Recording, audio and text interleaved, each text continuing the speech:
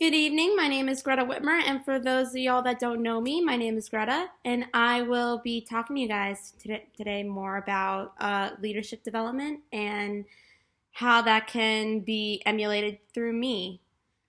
So the model that I chosen that really does describe with my personality style is more group leadership since that's my main specialty. I work really well in groups.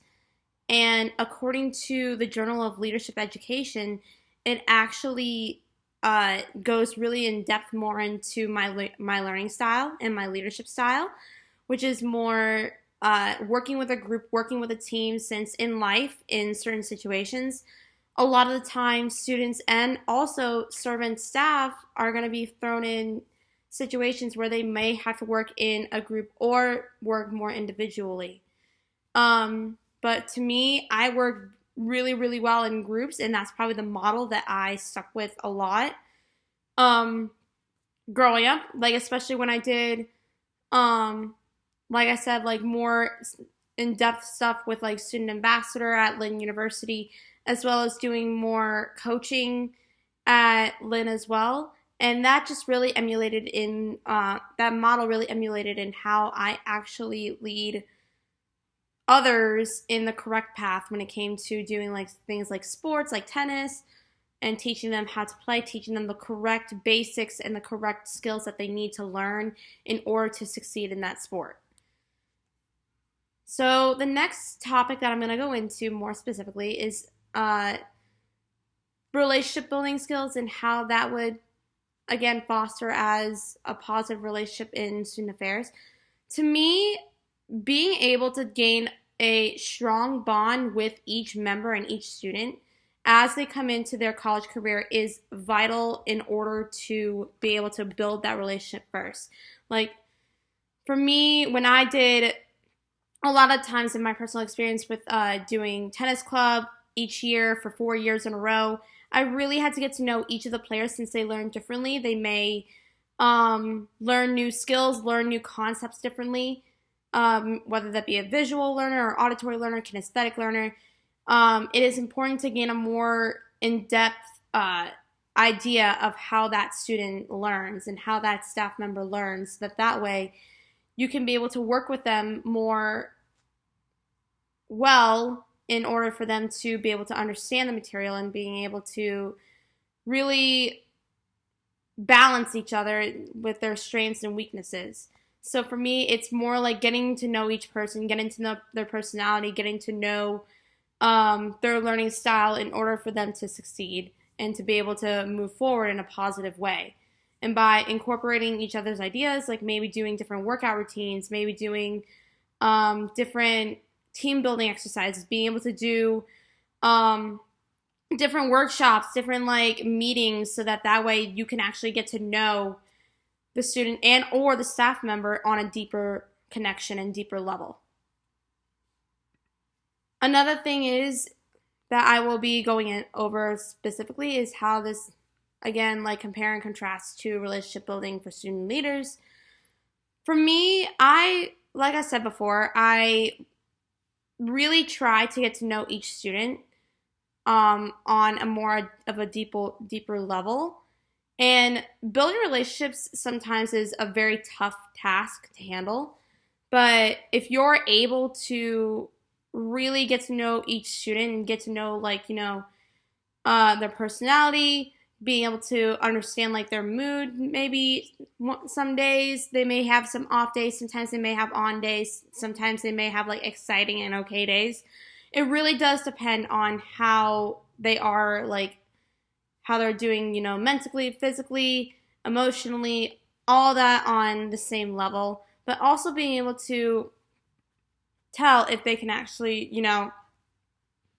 keep up with you and also be able to really get in sync with each other, or more in sync with you in order to be able to complete each task. Because every person's different depending on their strengths and weaknesses.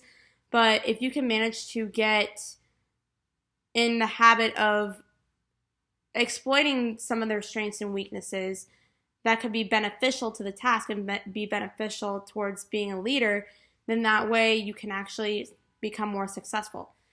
On the other hand, it does bring a little bit of tension sometimes in building relationships like with student affairs and leaders. There can be a lot of disagreements. There can be a lot of frustration involved. But in order to be able to make it far in life, as well as in order to make it far in the career, it is important to remain professional by, just, being cognizant of their behavioral patterns, also being cognizant of how they're feeling and how they react to constructive criticism, which can be a tough task. But if you can manage to, get in sync with them, get in the habit of like recognizing the behavioral patterns and recognizing how they think and feel and how they, coexist with you guys, then it is possible for a rate of success. Another thing that I will be going over is from my personal experience. Like I said, I've done a lot of stuff with, excuse me, tennis with Lynn University, as well as doing a lot of stuff with Student Ambassador. And to me, during my experience, I really got in the habit of getting to know each of the students on a different level when new members would come in. But also getting to know, how well they work with one another, what their compatibility is like when doing like, doubles, singles, drills, being able to pick up on how they learn things correctly and how they can also, coexist with other members and being able to work together as like a duo. But also during Student Ambassador, it is important to also be able to, excuse me, work as a team so that way you can actually get some stuff done. Like when I worked as a Student Ambassador, a lot of the times when I'm doing Student Ambassador, it can be challenging at times when, you're working with like a person that you don't like. And it is one of the hardest things in the world to do. But, as for that challenge, the best way to handle it is to just, push through.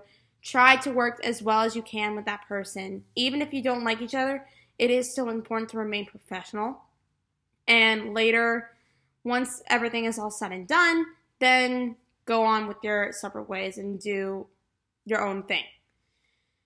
Also, I've had plenty of experiences where my partner just would not, work as well with me in tennis, and that has happened quite a bit. And he and I would just get into so many arguments to the point where we are basically like butting heads. And it is important to also understand and recognize that, like, yes, you may not like each other, but it is important to remain solid and in control at all times, and to know that you are setting an example for your club. Finally, being able to like really get in the habit of like understanding the importance of leadership is a must in order to be able to make it far into the student affairs, as well as being able to work anywhere in the world. But also, it is important to also recognize, being a leader is not just, being able to like run like a club very well, being able to do,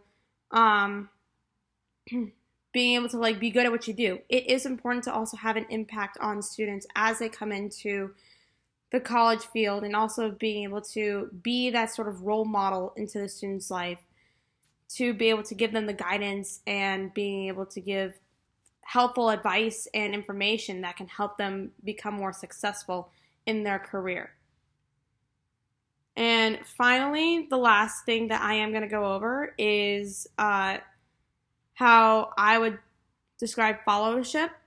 So for me, as I've had a lot of experience with doing a lot of coaching at Lynn, I think for me, the best thing right now is to just soak in every single detail and being able to soak in every single ounce of information that is being thrown at me, and being able to understand, how this can be applied, how this can be, transmitted into hopefully becoming a more successful leader, but also being able to help guide students down the right path correctly.